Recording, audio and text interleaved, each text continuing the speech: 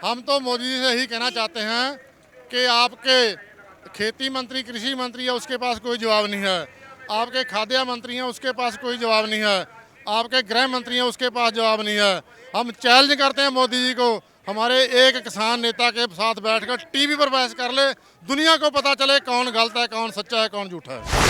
दिल्ली में जो बैठे हैं चोर, हम तो चोर बोलेंगे इनको, 543 चोर हैं।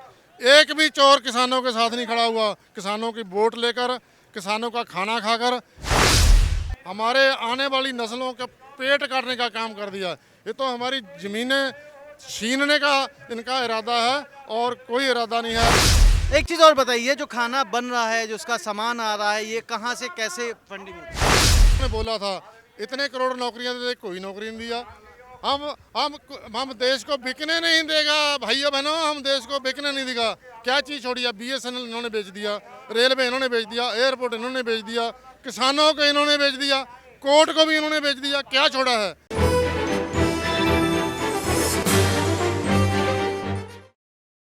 साहब, सबसे पहले तो आप ये बताइए, आप कहाँ से आए हैं और क्या नाम है आपका? मैं शेर सिंह फतेहगढ़ साहब पंजाब से आया हूँ। और ये मोदी जी ने, जो बीजेपी गवर्नमेंट ने 3 कानून जो किसानों के खिलाफ बनाए हैं, मैं तो समझता हूँ कि ये बिल नहीं है, एक किसानों के मौत के वारंट हैं। मौत के वारंट आप इसको क्यों कहते हैं? जिस चीज़ से कोई फ़ायदा ही ना हो, कोई दवाई लेने से रिएक्शन हो के बंदा मर जाए तो उसको मौत के वारंट ही बनाएंगे। कोई दवाई से फ़ायदा ना हो तो नुकसान ही हो तो मौत के warrant he. But Sher Singh ji, जैसा भी कानून बना है, अभी लागू भी नहीं हुआ, पूरी तरह से अमल में भी नहीं आया, तो हम इसको कैसे मान रहे हैं? मतलब आप कैसे देख रहे हैं कि ये मौत का वारंट है? जो जो बन गया लागू तो होगा ही। जब उन्होंने गलत नीति से बना दिया, उनकी नीयत भी ठीक नहीं है, नीति भी ठीक नहीं मैं है। वही पूछ रहा हूँ कि जैसे लागू तो हो गई, बट इसको जैसे आप कह रहे हैं कि गलत है, तो उसमें गलत क्या है वो मैं समझ उसमें अच्छा भी कुछ भी नहीं है। इनके जो ब्यूरोक्रेट्स हैं, जो इनके मंत्री हैं, खेती मंत्री हैं और खाद्य मंत्री हैं और जो गृह मंत्री हैं, इनसे हमारे किसानों की एक नहीं 6-7 मीटिंग हो चुकी हैं। कोई ऐसे नहीं है कि 5-7 मिनट की मीटिंग है, 8-8, 10-10 घंटे की मीटिंग हुई है। जो हमारे किसान नेताओं ने जो क्वेश्चन उठाए, उनके पास कोई जवाब नहीं है।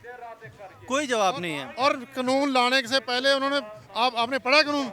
पढ़ा है मैंने। पढ़ा है। उसमें पता क्या लिखा है कि कोरोना के दौरान किसानों को बहुत परेशानी हुई, इसलिए कानून लाने पड़े।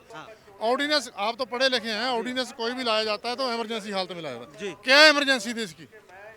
जिस चीज़ की हमें ज़रूरत ही नहीं है तो आप इमरजेंसी बता रहे हो।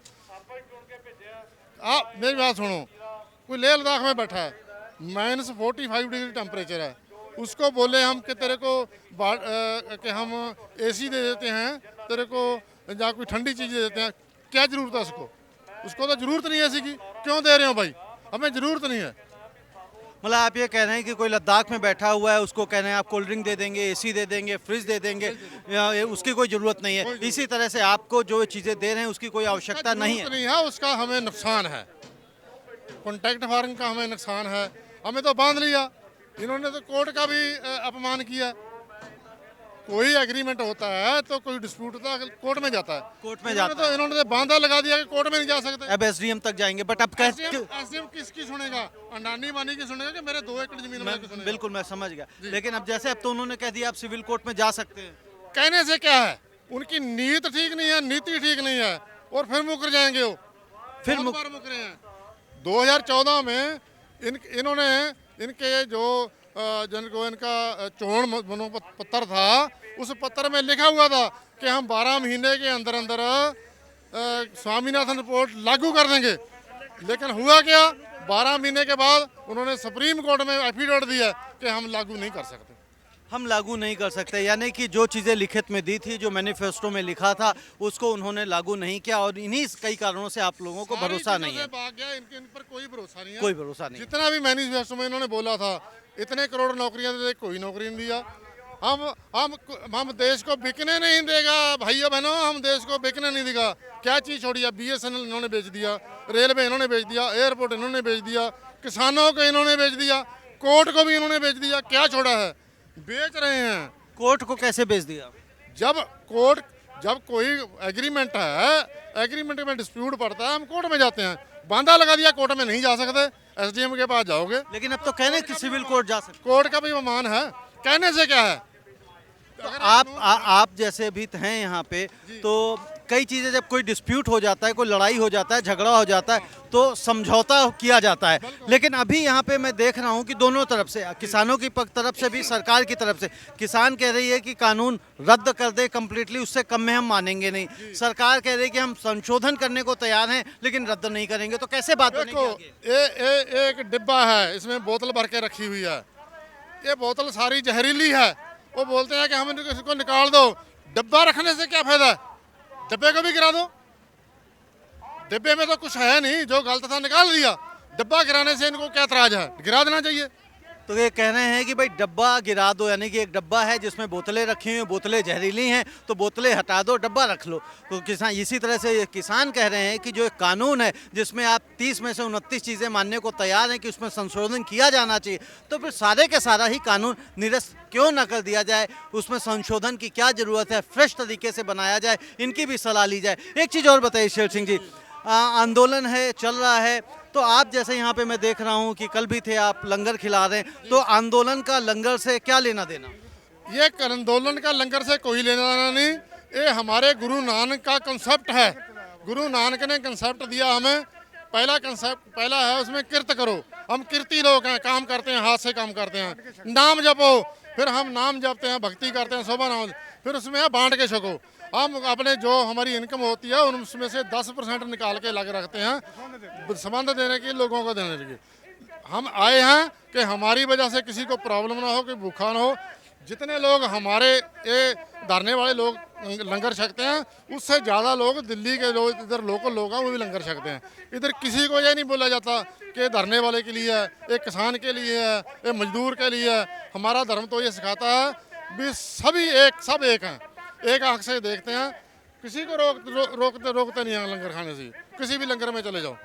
550 साल से गुरु नानक ने 20 रुपए का लंगर चलाया, वो 550 साल से निरंतर चल रहा है और चलता रहेगा जब तक दुनिया रहेगी। जब तक दुनिया रहेगी, आप समझ लीजिए। और ये अन्नदाता की बात समझिए कि अन्नदाता इसको ऐसे ही नहीं कहा जाता है। किसान फसल भी उगाता है, किसान आप तक अनाज भी पहुंचाता है। और आज जब यहाँ पे इतना बड़ा आंदोलन चल रहा है, आप देख लीजिए, मैं शुरुआत की थी जहाँ से लेकर आखिर तक, हर कदम कदम पे लंगर लगे हुए, कोई भी खा रहा है। किसी से ये नहीं पूछा जा रहा है आप कौन हो, आप आई कार्ड दिखाओ, आप आंदोलनकारी हो, आप बाहर से आए हो, अंदर से आए हो, कोई मतलब नहीं। और क्वालिटी जो खाने की है उसको आप ये नहीं कह सकते हैं जी ऐसे ही है। बहुत ही, अभी मैंने खुद यहाँ पे खाना खाया और बहुत ही स्वादिष्ट खाना था। एक चीज़ और बताइए, जो खाना बन रहा है, जो उसका सामान आ रहा है, ये कहाँ से कैसे फंडिंग होती है? बाबा नानक भेज रहा है, हमको पता नहीं। जो हम घर से लेकर आए थे वो हमारे ट्रालियों में पड़ा हुआ है, पता नहीं कहाँ से आ रहा है। बाबा नानक भेज रहा है। वो 20 रुपए का लंगर बाबा नानक जो लगाया था वहीं से आ रहा है। पता नहीं कहाँ से दूध आ रहा है, पता नहीं कहाँ से पानी आ रहा है, सब्जी आ रहा है, चावल आ रहा है, पता नहीं कोई। ये मतलब बड़ी बात है, आप लोग समझिए। मैंने कई लोगों से बात करी है, सभी लोगों ने यही कहा है कि जो हम अपने घरों से ट्रॉली में अपना राशन लाद के लाए थे कि हमें वहाँ ज़रूरत पड़ेगी हमें खाने के लिए, वो राशन एज इट इज़ रखा हुआ है, उसको हाथ भी लगाने की आवश्यकता नहीं कर पड़ी है। और लंगर में चलता रहता है, और कितना लंगर का सामान, राशन कोई लोग कब रख जाते हैं पता ही नहीं लगता है। तो ये एक लोगों की दरियादली है। लोग किसानों के साथ हैं, आंदोलन में साथ हैं। और जो लोग इस आंदोलन में किसानों के साथ नहीं हैं, आप समझ लीजिए किसान आपके लिए भी लड़ाई लड़ रहा है। क्योंकि जब महंगाई होगी, जब भंडारण होगा, तो जब प्राइवेट सेक्टर्स उन फसलों को, उन आलू को, उस प्याज को, उस टमाटर को, उस गेहूं को, उस चावल को महंगे दामों में बेचेगा, तो हम आप ही उस महंगे दामों में खरीदेंगे और उसका सिर्फ और सिर्फ नुकसान किसानों को नहीं होगा। मैं बार बार सवाल आप लोगों से पूछता हूं, जब 100 रुपए किलो अभी प्याज बिका, 60 रुपए किलो आलू बिकी, तो क्या उस 100 रुपए में से प्याज का जो कीमत है, क्या किसानों को 50 रुपए मिला या 40 रुपए मिला? आलू अगर 60 बिकी तो क्या किसानों को वो 30 रुपए किलो भी आलू की कीमत मिली? ये सोचिए, तो वो पैसा कहाँ जा रहा है? और जब इस तरह से, जब भंडारण की स्थिति कानून खत्म हो जाएगा, तब क्या स्थितियाँ होने वाली हैं? जी, आप कुछ कहना चाहते हैं?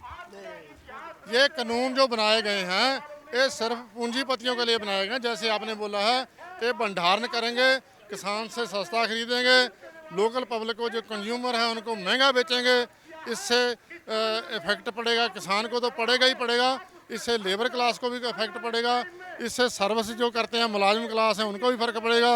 लेकिन ये दिल्ली में जो बैठे हैं चोर, हम तो चोर बोलेंगे इनको, 543 चोर हैं, एक भी चोर किसानों के साथ नहीं खड़ा हुआ। किसानों की वोट लेकर, किसानों का खाना खाकर, कोविड-19 में सब कुछ बंद हो गया, जूता बिकना बंद हो गया, कपड़ा बिकना बंद हो गया, सोना बिकना बंद हो गया, चांदी बिकना बंद, लेकिन खाना कहीं से बंद नहीं हुआ।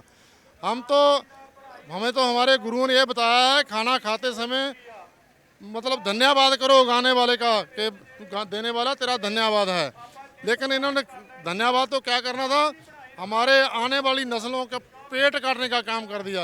ये तो हमारी ज़मीनें छीनने का इनका इरादा है और कोई इरादा नहीं है। जैसे मैं बोला पहले, इनकी नीति भी साफ नहीं है, इनकी नीयत भी साफ नहीं है।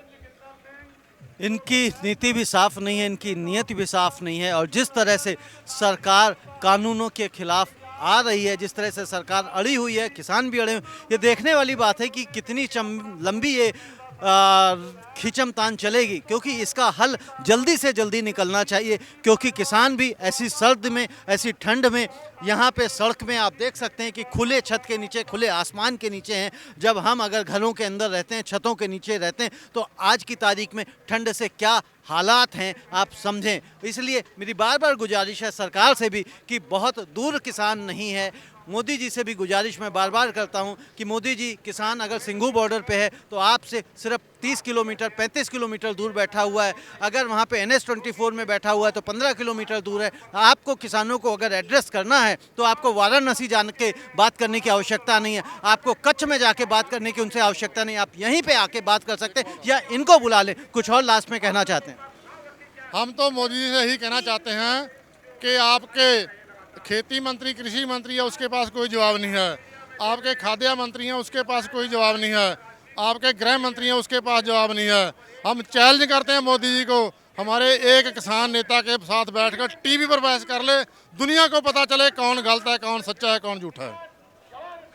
तो आप समझ रहे हैं कि किसानी को किसी को पता नहीं है और कानून बन गया है, बिल बन गया है। और यही बात है कि अगर चीज़ों को पता नहीं है तो ऐसे कानून का क्या फ़ायदा। धन्यवाद, नमस्ते।